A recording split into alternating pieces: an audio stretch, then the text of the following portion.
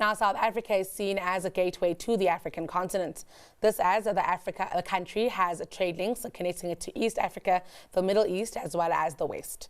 Now, the country therefore stands to leverage off the African Continental Free Trade Agreement, as well as BRICS, which seek to boost trade on the continent. How can South Africa capitalize on these synergies between the two for greater prosperity? Ngonyama, who's consultant at Frost Sullivan, joins us with her analysis. Yeah, good afternoon to you. Always a pleasure. Good afternoon. Thank you for having me.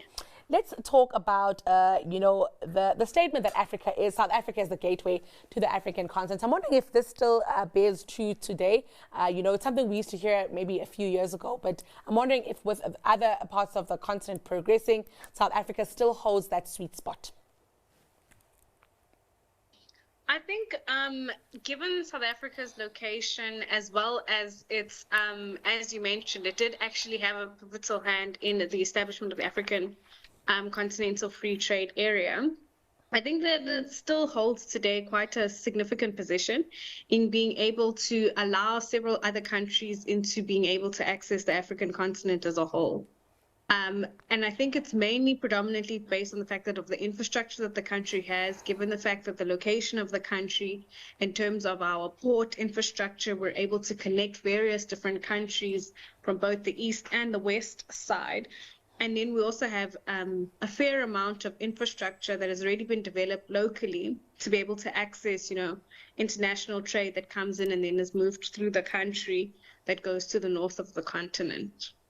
What is also interesting, I guess, is the fact that South Africa is well established within BRICS. And I'm wondering what that also means for the influence that it may be able to, drive on the continent, as well as for the continent. So, I mean, again, with the whole BRICS thing, I think the BRICS partnership creates, for number one, it creates a partnership for South Africa to be able to tap into another more international markets. We've also seen that South Africa's position is quite attractive to various BRICS countries because of the fact that South Africa is a gateway into the rest of the continent. So by South Africa being part of the BRICS membership, what it does is that it brings in South Africa as a I would like to say like a partnering efficient, if I could say, whereby South Africa could actually be the face of the Africa in terms of looking at how we are able to create a synergy between the other various BRICS members. And also the fact that, through the infrastructure that we have, through the ports, various BRICS countries can now make use of our infrastructure and therefore trade once again, being able to push through different kind of commodities and various kind of, different kind of, different things that people would like to trade with access to the African continent. It also creates an idea of inter-trade, because if we make use of the African Continental Free Trade Area, where, customs and different things that used to be more like things that would tie different African continents away from being able to trade. Now intertrade is a little bit more easier, which makes, the connectivity from the outside and the inside a little bit more easier. I must also ask you about South Africa as a single country that has seen a bit of a decline in development. Even the infrastructure that you make reference to, it's there, but we haven't taken very good care of it as a country, yeah. And so I'm wondering, if this does pose some sort of a threat to our ability to remain competitive on the continent, and if it might see, other countries overtaking us. For instance, what comes to mind is how well the Maputo port operates versus how well we're doing here at home. Is this something that we should be looking at as a country? I think, the advancements of our neighboring countries is definitely something that we need to obviously take into consider.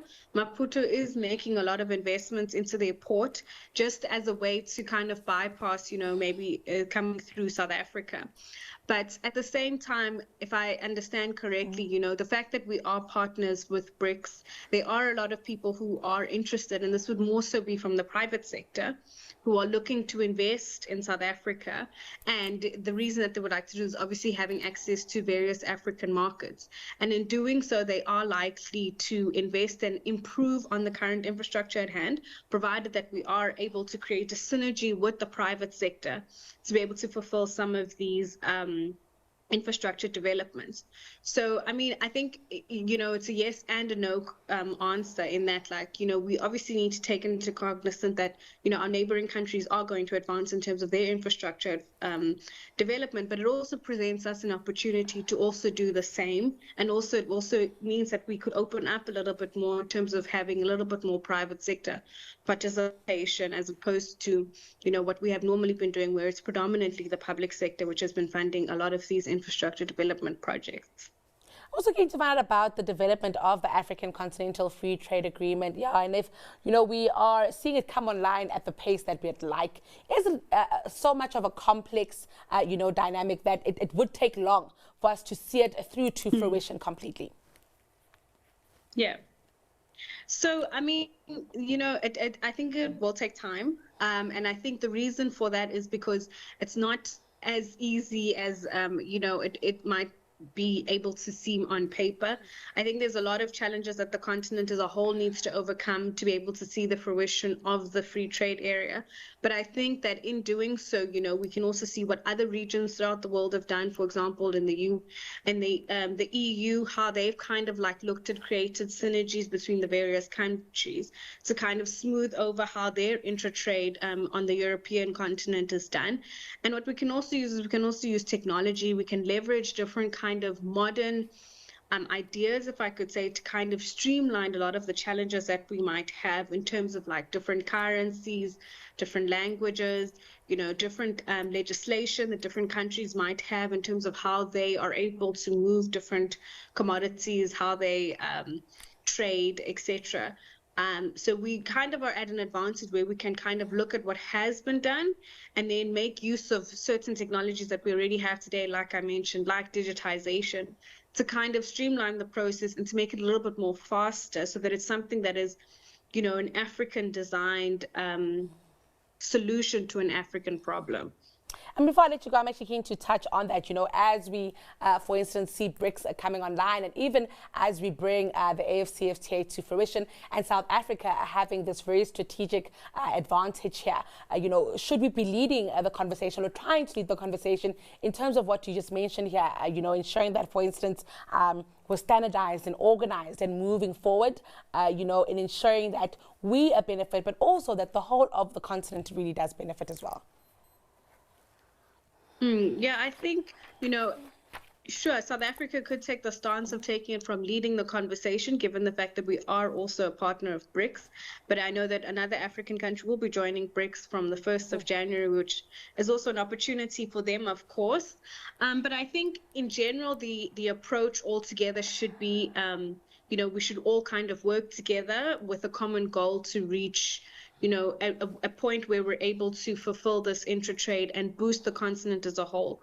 Because, I mean, if one country kind of spearheads it, it might not necessarily work, because it might not necessarily meet the needs of other countries. It needs to be an approach where everybody kind of has a say, if I could say, if that's even possible. But it needs to be done in such a way, because if it is kind of created where everybody is kind of together, the benefits are insurmountable. I mean, the continent has so many commodities. We have so much of our own kind of resources, where if we're able to trade within our continent, we don't necessarily lose as much money from our exports. We're also likely to grow from a place of not necessarily being predominantly exports of commodities, but more so we're able to be producers. And we're able to now then be able to sustain ourselves, which would also then enhance the economic benefit of the continent as a whole, which includes a lot of several different countries. So, I mean, yeah, to answer your question, I would say yes, it would be ideal because of the position that South Africa is in for us to spearhead it. But I think it should also be gone with the mindset that it needs to take into consideration the whole continent as a whole because it could benefit everyone. Well, yeah, I'd like to thank you for joining us this afternoon. It's been a pleasure hearing from you. That was Ngonyama, consultant at Frost Sullivan.